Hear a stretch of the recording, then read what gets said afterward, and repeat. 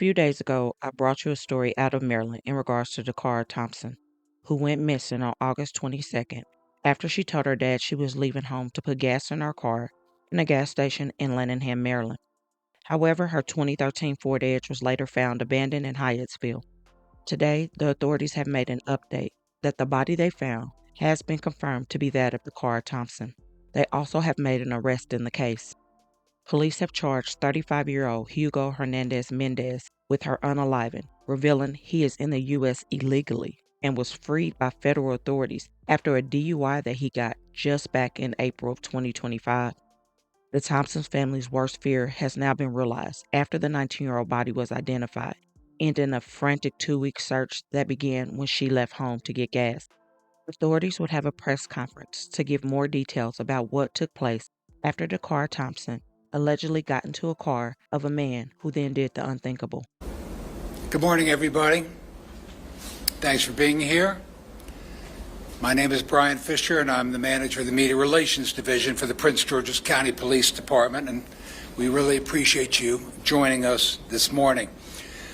Speaking with you this morning will be Prince George's County Police Chief George Nader, the County Executive for Prince George's County, Aisha Braveboy, the Superintendent of the Maryland State Police, Colonel Roland L. Butler, Jr., the Chief of the Bowie Police Department, Dwayne A. Preston, and the State's Attorney for Prince George's County, Tara Jackson. I would also like to recognize Prince George's County DCAO, Mel Powell. Because this investigation remains very active, we'll take a few questions at the end of the presentation, but we'll be very limited in what we can answer. At this time, I'd like to introduce Prince George's County Police Chief George Nader. Good morning.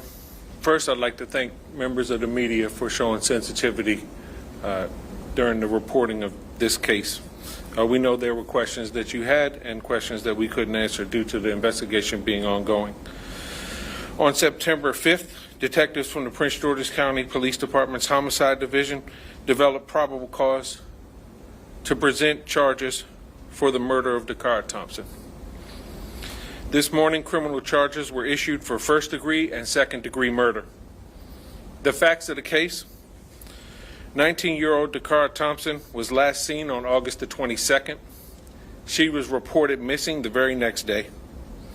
On August the 21st, her family located the vehicle in the area of Jasmine Terrace in Hyattsville, Maryland. On August 31st, what we believe to have been DaCara's body was located by the Maryland State Police Department in the area of eastbound Route 50 at Route 97. On August 23rd, in the area of University Boulevard in Hyattsville, Maryland, a short distance from her vehicle, at approximately 3 a.m., for reasons still under investigation, it appears that DaCara willfully entered a vehicle being driven by Hugo Rene Hernandez Mendez, 35-year-old male, out of Bowie, Maryland. Through investigative techniques and video review, detectives were able to track the vehicle's movement to an address on Kimber Ridge Drive in Bowie, Maryland. On September 4th, several search warrants were obtained and executed pertaining to this case, which led detectives to obtain enough probable cause to take Hugo Rene Hernandez Mendez into custody and present him to the court commissioner for the murder of DaCara Thompson. We believe the murder occurred in the home on Cambridge Drive in Hernandez's bedroom. Her body was taken to the location that it was recovered at by Hernandez. At this time, there are no additional suspects. However, this investigation is ongoing. Our thoughts and prayers are with her family during this time.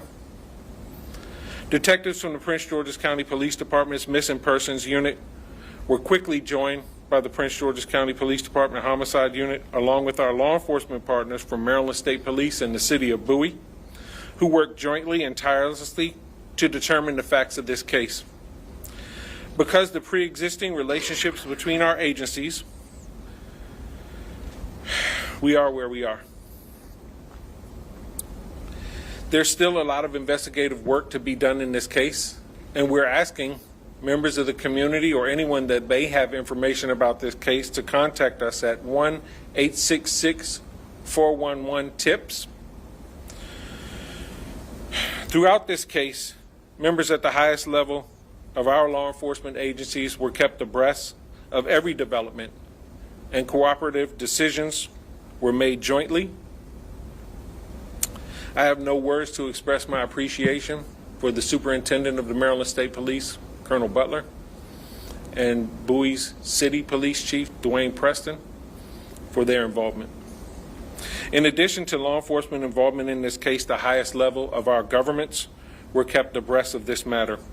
This included daily briefings with Deputy Chief Administrative Officer Melvin Powell and County Executive Aisha Braveboy, both of whom provided unwavering support for our teams who were conducting this investigation.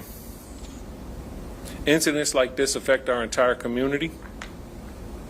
Ms. Braveboy's involvement in this case, for me, further reflects her passion for people and the community that we serve. On behalf of our department, I want to personally thank you for your support in this tough case.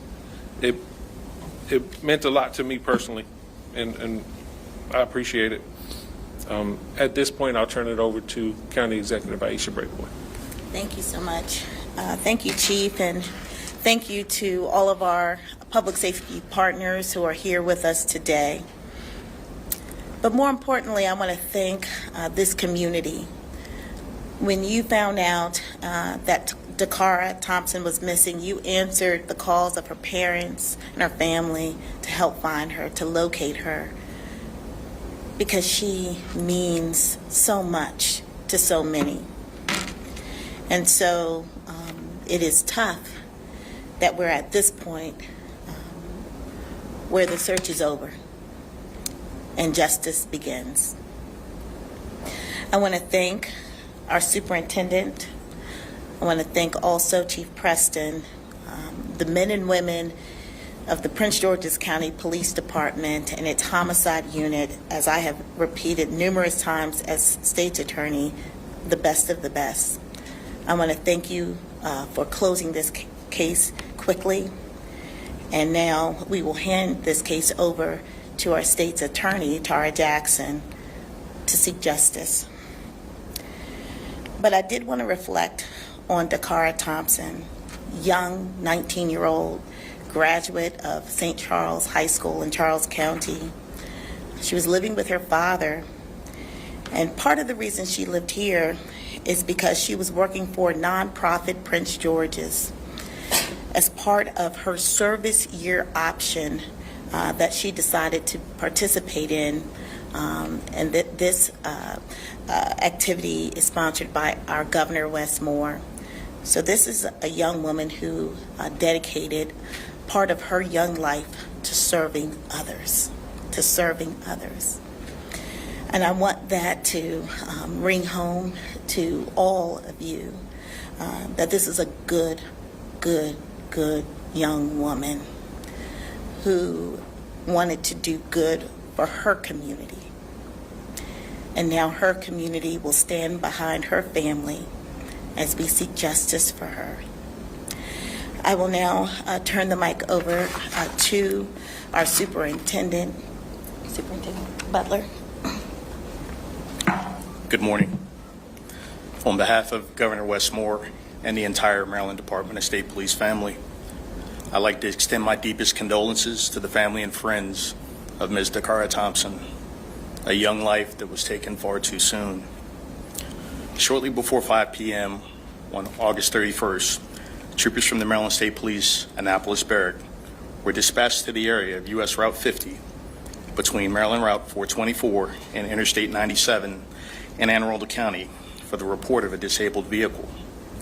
Upon arrival, troopers observed a female lying unresponsive in a grassy area off the highway. Information obtained indicated that the disabled vehicle was unrelated to the investigation that we have embarked upon.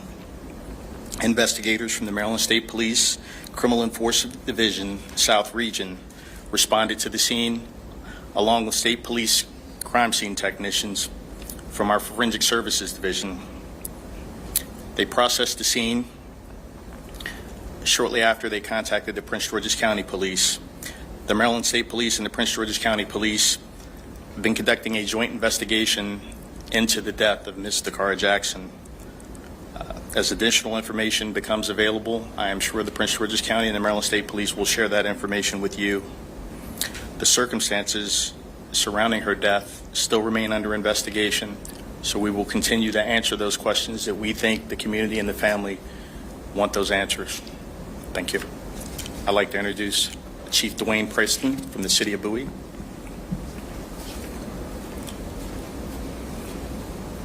Good morning. On behalf of our City Manager, Alfred D. Lott, I want to express my condolences to the family of DaCara Thompson. Members of the Bowie Police Department have worked in great collaboration with Prince George's County Police Department and the Maryland State Police. And unfortunately, the evidence led to this incident culminating in the City of Bowie. We continue to work in partnership with our strong partnerships with our law enforcement agencies, and it's our prayer that as this case matriculates through the criminal justice system, that justice will be served for the family. Thank you.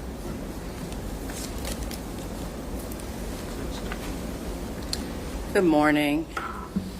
I too would like to first express my condolences to the family of DaCara Thompson. I cannot imagine the pain that the family is feeling right now. And I agree with the county executive when she says that the community is grieving with the family. I also want to thank the county executive and her leadership team, Chief Nader, Chief Preston, our Maryland State Police partners. We are indeed a team in bringing justice and protecting our community. I know that the public has been following this case closely, and oftentimes our community does not understand the legal process and roles of each member of our legal team, of our law enforcement team. So as State's Attorney for Prince George's, I'm here this morning to explain the legal process and next steps. The police have charged Mr. Hernandez-Mendez, as you've heard, with murder and related charges. He has appeared before a commissioner, a judicial officer, and that commissioner has determined that there is probable cause to support the charges, and he was held without bond. Mr. Hernandez-Mendez will now appear at a bond hearing. We're not sure whether that bond hearing will be today or on Monday. And during that hearing, the court will determine whether or not he should remain held. In making that decision, the court will look at the nature of the charges that are lodged against him, as well as the safety of the community. As I said, this bond hearing may occur on Monday and not today. At this point, there really is not much more that I can offer other than to say in the weeks to come, my office will do a thorough review of the evidence, and we will determine whether or not Mr. Hernandez-Mendez should be indicted, and if so, what he should be indicted for. It is important to remind our residents, and I want to do this always, that any person who is charged with a crime in Prince George's is entitled to due process through our judicial system, and it's my job as the state's attorney to ensure that the justice occurs, but that the processes are transparent and fair and in full accordance with the law. And finally, I just want to add that my office remains steadfast in working with our partners daily to make sure that our community is safe. Thank you. So the deepest gratitude for the men and women of the Prince George's County Police Department that worked this case literally around the clock since she was reported missing. I deeply appreciate their efforts, And I appreciate the journalism that has covered this case to this point. Now we'll open it up for a few questions. Yeah. Chief, I want to ask you your thoughts on what you think happened here with these two coming together. And then separately, is there any indication that she was alive moving around the home, or that this was a murder that happened? We don't believe she was moving around the home. We believe everything transpired in the bedroom. So what is surrounding the two coming together, that's what we're still investigating. Does the suspect have any other violent crimes in his past? Nothing, not that we're aware of, but we are aware of one prior arrest that occurred with the United States Park Police in April. If it wasn't for that disabled car, would that area have been searched? Was that on the radar? That area is probably about 7 miles away from the murder location, but a good distance away from where she went missing. So we are thankful that the Maryland State Police had the ability to locate that body based on that call for service. Chief, was this suspect subject to an ICE detainer from that spring arrest? He was not at that. He was not subject to an ICE detainer based on that spring arrest. On any other? Are you aware? We believe that one was issued yesterday. County executive or whoever wants to handle this, that's going to be an aspect of this case given our time today and age. Yes. What are your thoughts about that? This man didn't come here legally late. So, as was indicated, he was arrested by U.S. Park Police, which falls under the auspices of the federal government. So the federal government arrested him in April of this year on a DUI charge. He was then released pending his trial. I don't believe his trial date has come up yet. So what we know is that he did not, according to our records, have any contact at the state level, but he was arrested by federal authorities in April. I imagine that there's going to be some reaction to this man's arrest now in the news nationally. What are your thoughts about that? Is his status relevant at all in this case? What are your thoughts? Well, I think that the U.S. Government has made status of individuals relevant. This was someone who was in their custody, and they made the decision to release him. So I think the questions should be asked of the Justice Department. Thank you. He will now have to face his charges here, though, correct? Correct. Yes, ma'am. I have a question. So when DaCara was reported missing, I know that I talked to Brian about this. There wasn't like a flyer or anything put out on social media to get her face out, right? Can you talk just about that, like the fact that that wasn't put out right away and the case ended this way? Like what was done in the first few hours or days of the investigation? So the facts as we have it is she was in that vehicle before she was ever reported missing. So we did canvass the area. We searched, we questioned people in the area. We looked for video. We did all of these things. As a practice, critical missings get distributed. But the family did a lot of hard work and they distributed information and you all covered that. So the information was out and the community had it. And the community was sending in tips as well. Sir. The body was first discovered, you were quick to say, yeah, similar characteristics that we cannot identify. Correct. And the timeline up from that point to today, you kind of provide the detail and you can possibly identify the types of body. So we met with the family and through that meeting we were able to identify the body. We'll take one more question. We'll do two. You. I was going to ask, are any investigators talking with the suspect as he is cooperating with anything? We did interview the suspect and we got limited cooperation.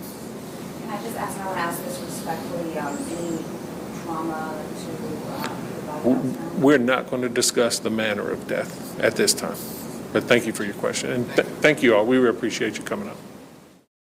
If this case is not disturbing enough, the fact that the man was illegal, wasn't even supposed to be in the United States, is even more sad and terrifying. A person that shouldn't have even been here, who came to probably prey on young women, has now taken the life of a beautiful soul. He was only 19, a teenager. She didn't even get a chance at life, and now her life is stolen. My heart aches for her family, and I feel so bad for what they have to go through right now. My thoughts and prayers truly go out to this family, and I pray that full justice be served. I still have so many questions, though, and I wonder what made her get in the car with him. He was definitely a predator preying on the vulnerability of a young girl, and no telling if this is his first case or not. Please pray for this family and let me know your thoughts. Also, don't forget to hit that like button and share to make your people aware. And as always, remember to stay woke. Things change quickly.